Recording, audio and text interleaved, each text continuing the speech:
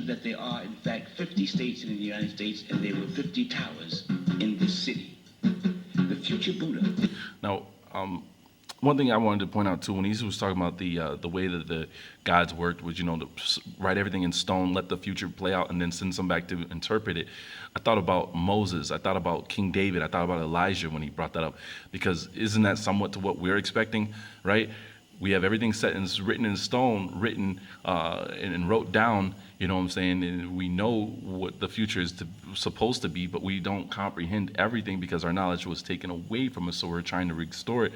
But when they come back, right, and they're returned to us, right, won't they be able to explain everything, all the laws, everything a whole lot easier?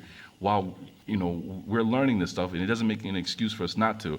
But when they come back, it's going to really sharpen our comprehension and awareness of what the Creator actually said. I thought it was interesting. Plus, I thought, as I was thinking about that too, I thought about how if they do come back, there's a chance that they could get shot and killed because they're black. There's no way around it. And in this America, in this climate, even in South America, they would be shot and killed because they're just shooting. If you're got a Negro nose and woolly hair, bam, you're gone. But it's just because they're just waiting on their European style looking Moses and Elijah because that's just the way that what they believe in. That's what they're more comfortable. They can't believe that we would ever have been great at one time or another. But so let's just keep on going.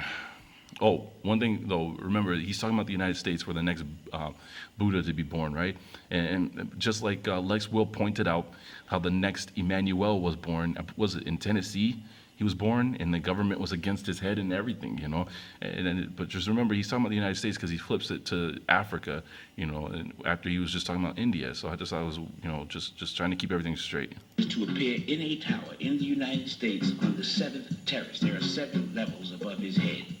That's the essence. Now, when he started talking about that, and he brings up the esoteric, I think it's something because isn't that isn't that the same thing? We have the 7 Pleiades above us, the 7 sisters that were trapped in the sky by Zeus because Orion the hunter was trying to rape all of them. So he turned them into doves, and they got stuck into the night sky. So just thinking about that, right? Esoteric teaching on the walls of this is the story of the people whom this individual, the future Buddha, would appear among. Here we show the Europeans.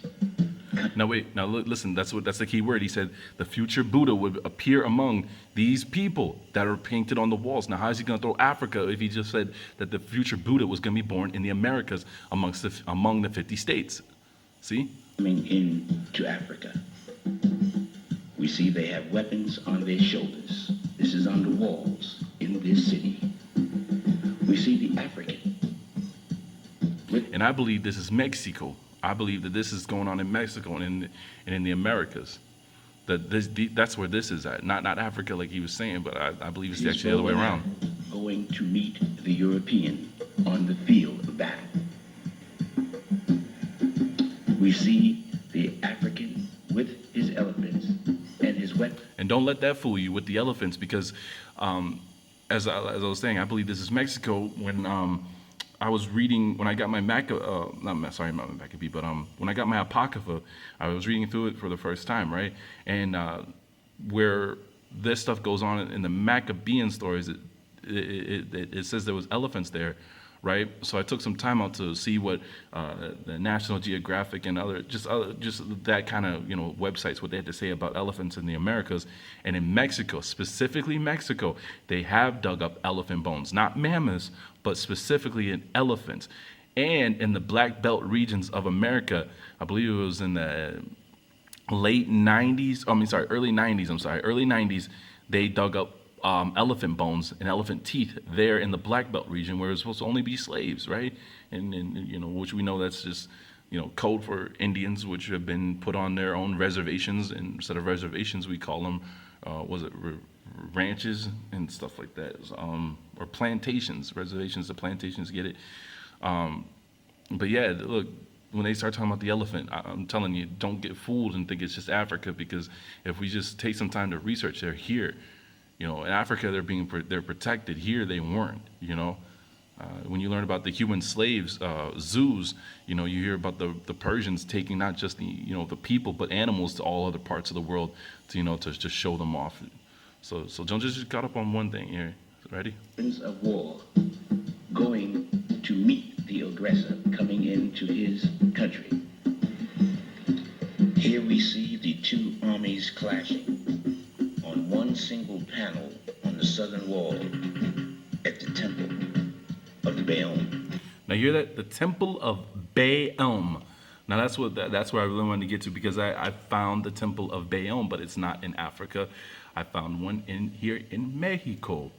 See, the temple, the El Balaam, the Mayan city of the Jaguars. They actually have a temple here. I put this up on my Google Plus, and like I said, I'll do my best to actually put it here in the video in the description box.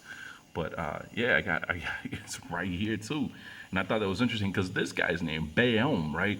Balaam is actually let's see, he was actually mentioned in the book of Numbers. Hold on. I thought it was interesting. He's actually mentioned in the book of Numbers. Ready for this? Yeah.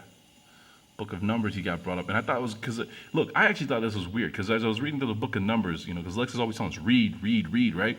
So I was reading through the book of Numbers and he got brought up. And I thought it was weird because when the children of Israel are trying to come into the land, this man is called upon to curse them by the king of the land, right?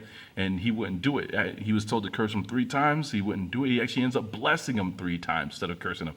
So I thought this was strange that he was even in there. And plus, he's in contact with the Creator. Like the Creator actually, sends an angel to talk to the man. So it's like, wait a minute. I had no idea. I mean, thank goodness I did read, because I had no idea there was witchcraft or anything. And I'm like, how is it the Creator is even in contact with these people? And I thought it was interesting too, because I've been learning about the Medes, right?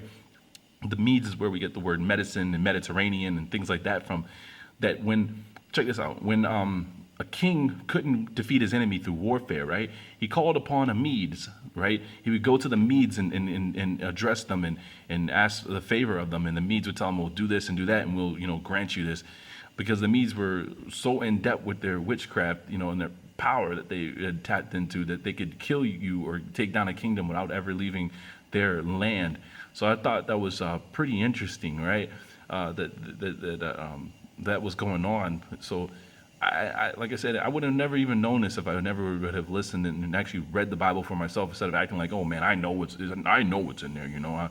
I've read it. When you actually sit down and read and you take names, you take notes, it's like, okay, that's interesting. But still, this man's temple, or what they are claiming, and I haven't been able to really detect. Like, the Bible makes it sound as if he's a man, but if you read what was it Wikipedia actually has to say about him, they make it sound as if, let me see if this is it. Yeah. No, this isn't what I posted this, but this is not. This is just a small recap of him. The bio Wikipedia makes it sound as if he is a demon. Yeah, sorry. It took a while for me to get that. Balaam the demon, right? Can you see that? He's a great and powerful king. Some other duke or a prince of hell. Yeah. So I hope you get the gist. Like, he could prevent, or could tell you the future and the past and stuff like that. But and I thought this was interesting that he was described of having 3 heads. One, the head of a bull. Can't get past the bull god, can we now? Like Baal, the bull, playing around with the same principles in his name too. I thought that was interesting. Second, his head of it was of a man and a ram. Now when we look at the Baphomet, aren't we looking in the Baphomet and the Baal and his many different depictions of him? We know he's the Lord of the Flies, right? But we also know he's connected to the bull, the red bull, the sun bull, the sun dish from Egypt. But then being described as a man, we look at the Baphomet, and what is he? Part man, part woman, and he also has the head of a ram on him. You know what I'm saying? I thought that was interesting that they kind of put this all together. I don't know what this whole thing about him riding on the back of a bear or riding naked on a bear it really has to do, but I know they bring up that we can read more about him in the Lesser Keys of Solomon. But like I said, I'm gonna try to leave all this in the description box because I know there's a lot, and I haven't placed it all together. But I just thought it was just getting this out there. We could start to talk about it. But his temple is in Mexico, and it's in the Yucatan, which I thought was interesting because check this out. One of the other reasons why I believe the Book of Maccabees is in the Americas, and especially in Mexico, right, is because there was a part when I was reading there and I was taking notes that this got brought up. Let me go back one verse here. This was brought up. Let me see. All right. First Maccabees 13:28. How moreover he set up 7 pyramids, one against another. All right, for his father, his mother, and his 4 brothers. And down here, this is where it was a really thing that stood out to me, is that while he did this, these pyramids can be seen from the sea here, right here. This is what really stood out to me, is that these 7 pyramids that he builds now, right, are seen from the shore or the sea, right? And there's other translations, like I believe one translation I was reading, she said the sea line or the shoreline. And I was like, that's the smoking gun, right? So when you look for 7 pyramids that are built, near each other, that have Hebrew or Hebraic drawings or whatever you want to call them on them, you know what I'm saying? And they could be seen from the sea, right? Or the seashore, the shoreline, whichever one you prefer. All right, that's an indication of the Maccabeans in the last son, right? And where I did find